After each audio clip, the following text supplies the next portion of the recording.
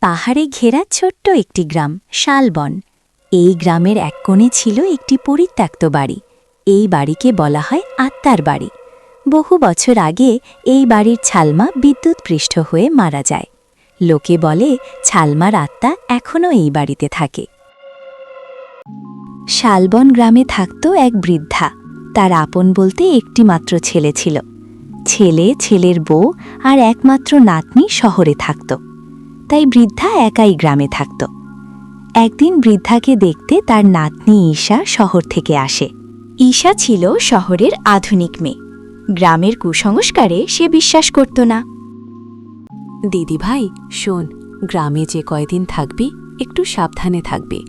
গ্রামের কোনার ওই পরিত্যক্ত বাড়িটাতে কখনো যাবি না। ওই বাড়িতে ছালমারার আত্মা এখনও থাকে।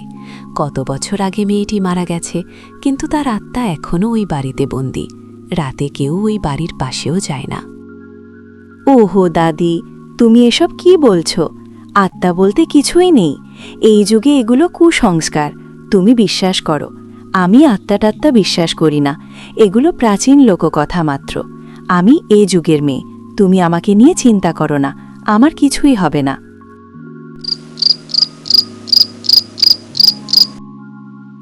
রাতে ঈশা শুয়ে দাদির কথা ভাবছে। ঈশা আধুনিক মেয়ে। এই যুগে আত্মা তার মানতে কষ্ট হচ্ছে। দাদির কথায় ঈশার যেন কৌতূহল বেড়েই চলছে। ঘুম আসছে না। ওই বাড়িতে আমাকে যেতেই হবে। আমাকে জানতেই হবে আসলে ওই বাড়িতে কি আছে। এই গ্রামের মানুষজনের আত্মার সম্পর্কে ভুল ধারণা আমাকে ভাঙতেই হবে। এই কুসংস্কার থেকে গ্রামকে মুক্ত করতে হবে। তারপর ঈশা উঠে ওই বাড়ির দিকে গেল। ঈশা অনেক সাহসী মেয়ে। ঈশা আস্তে আস্তে ওই আত্মার বাড়িতে গেল। বাইরে অনেক সাহস থাকলেও মনে মনে একটু ভয় লাগছিল। রাতের অন্ধকারে বাড়িটি সত্যিই আত্মার বাড়ির মতো লাগছে। ঈশা দেখতে পেল একটি ভয়ঙ্কর মহিলার অবয়ব এদিক সেদিক ছুটছে। তারপর মহিলার অবয়বটি ঈশার সামনে এসে দাঁড়াল। এই মেয়ে, তুমি কে? তোমার এত বড় সাহস, তুমি আমার বাড়িতে আসছো? আমি ঈশা, শহর থেকে আসছি। আমি জানতে চাই তুমি কেন এখানে আসো। তোমার আত্মার মুক্তি হয় না কেন?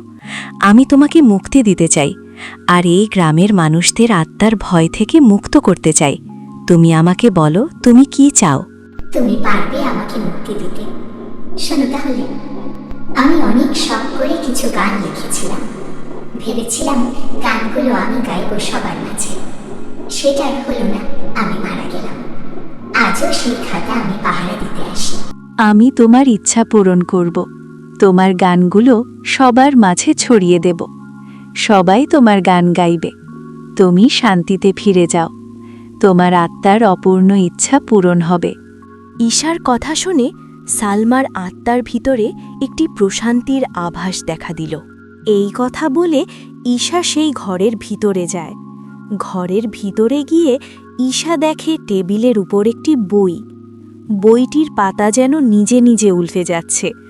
বইটিও যেন চায় তার ভিতরে থাকা লেখাগুলো মানুষের মুখে শোভা পাক। ঈশা দাঁড়িয়ে বইটির দিকে তাকিয়ে থাকল কিছুক্ষণ। তারপর ঈশা বইটি হাতে নিয়ে ঘরের ভিতর থেকে বেরিয়ে আসে। ঈশা আত্মায় বিশ্বাস করত না, কিন্তু এখন বিশ্বাস করল। অপূর্ণ ইচ্ছার কারণে ঈশা পরের দিন গ্রামের সবাইকে ডেকে ছালমার অতৃপ্ত আত্মার ইচ্ছার কথা বলল। বইটি সবার সামনে রাখল।